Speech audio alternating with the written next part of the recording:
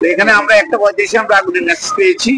সেই মোতাবেক আমাদের আগ্রাবাদ ফায়ার স্টেশন থেকে 4টা ইউনিট মুভ করছে প্রথম, এবং নন্দনকানন ফায়ার স্টেশন থেকে 2টা ইউনিট মুভ করছে। পরবর্তীতে এখানে পানির যে স্বল্পতা হেতু আমরা আমাদের স্পেশাল যে পানি ওয়াটার ইউনিট সেগুলোকে আমরা মুভ করাইছি। আগুনটা হচ্ছে একটা 5তলা ভবন, এটার উপরে একটা আছে, ভবন আছে। 5তলা ভবনের 4তলায় আগুন।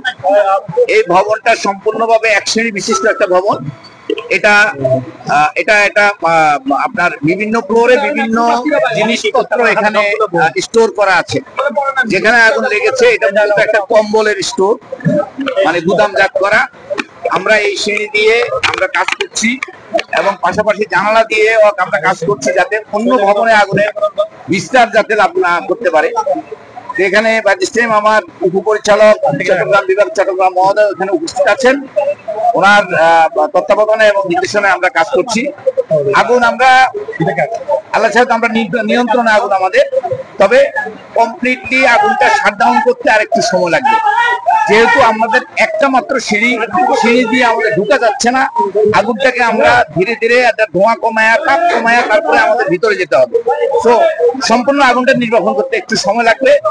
আশা করা যায় ইনশাল্লাহ আগুন বিস্তার লাভ করার কোনো সুযোগ নেই। আগুন আমাদের নিয়ন্ত্রণ। আপনার নামটা কি বলুন? আমি আনোয়ার, সহকারী পরিচালক চট্টগ্রাম।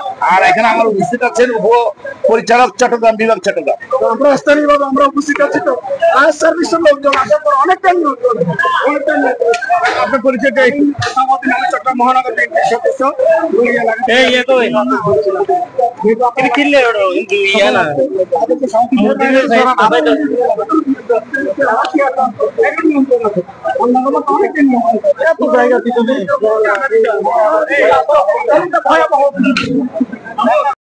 সময় অগ্নিকাণ্ড সংবাদ পাওয়ার সাথে সাথে আমাদের 2টা ইউনিট নন্দনকানন এবং আগ্রাবাদ 2টা ইউনিটের 4টি গাড়ি, পরবর্তীতে আরো 4টি গাড়ি, মোট 8টি গাড়ি আমরা আগুনের নিয়ন্ত্রণ আনার জন্য হোসেন চেয়ারম্যানের এই বাড়ি 4তলা ভবন, এখানে আরো অন্যান্য প্রতিষ্ঠান আছে, তবে 4তলা ভবন 4তলায় এখানে ছাতা, কম্বল এবং জুতা এই ধরনের ইয়েগুলো ছিল, দ্রব্যগুলো ছিল। তো আমরা বিভিন্ন জায়গায় আমরা প্রথম কি করেছি, এই ভবনটাকে আমরা একটা মোটিভাই করার জন্য আমরা চতুর্দিকে এটাকে ঘিরে ফেলেছি। এটা আমার ইউনিটগুলোকে চারদিকে আমরা স্থাপন করেছি। লোকাল যারা আছে, প্রশাসন আছে, লোকাল যারা প্রতিনিধি আছে, আপনারা দেখেন সবাই মিলে আমাদের সার্বিক সহযোগিতা করার কারণে আমরা যে অবস্থাগুলোর মধ্যে কাজগুলো করেছি এটা অত্যন্ত রিস্কেবল, এবং অধিক এখানে কার্বনের পরিমাণটা বেশি, প্রচুর ধোঁয়া আমাদের এর ভিতর কাজ করতে হচ্ছে। যার কারণে আমরা যখন এখানে ওয়াটার সোর্সের সমস্যা আছে, যার কারণে আমিও জেলা প্রশাসক মহোদয় এবং আমাদের কমিশনার মহোদয়ের সাথে মিটিং এ ছিলাম, এবং আমার ডিজিসিআর সার্বক্ষণিক এই বিষয়ে তদারকি করছেন, এবং স্যারকে আশ্বস্ত করেছি আমরা এই মুহূর্তে আগুন সম্পূর্ণ আমাদের নিয়ন্ত্রণ রয়েছে। আশা করি আগুন আর অন্য কোনো ছড়াবে না।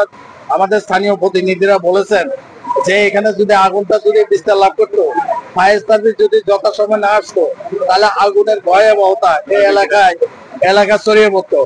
আল্লাহর রহমত, আমরা অশেষ রহমত আল্লাহর যে আমরা আগুনটা নিয়ন্ত্রণ করতে সক্ষম হয়েছি। আশা করি যেহেতু এটা কম্বল এবং অন্যান্য দাহ্য বস্তু রয়েছে, যার কারণে একটু সময় লাগবে। সময় লেগে সর্বশেষ আমরা আগুন সম্পূর্ণভাবে নির্বাপন করতে পারলে আপনাদেরকে আমরা জানাবো। তবে এই মুহূর্তে আর আমাদের আগুন নিয়ন্ত্রণে কোনো রিস্ক নেই। এই যে কতটা ইউনিট কাজ করেছে আর কয় ঘন্টায় নিয়ন্ত্রণ করলেন? আমরা এখন হলো যে আমরা 13টা মানে 1:35 থেকে 4টা পর্যন্ত, তাহলে প্রায় আড়াই ঘন্টাতে আমরা নিয়ন্ত্রণ করতে সক্ষম হয়েছে। আমাদের 2টা স্টেশনের 8টা গাড়ি, 8টা ইউনিট এই আগুনে কাজ করেছে। কত ক্ষতি হয়েছে বা কি ধরনের এটা আগুন তদন্ত, আগুন এবং অগ্নিকাণ্ডের কারণ এই মুহূর্তে বলা সম্ভব না, যেহেতু আমাদের কার্যক্রম এখন চলমান। কাজ শেষ হওয়ার পরে আমরা আপনাদেরকে বিস্তারিত জানাতে পারবো। কোনো হতাহত আছে কিনা বা ভিতরে কেউ ছিল কিনা?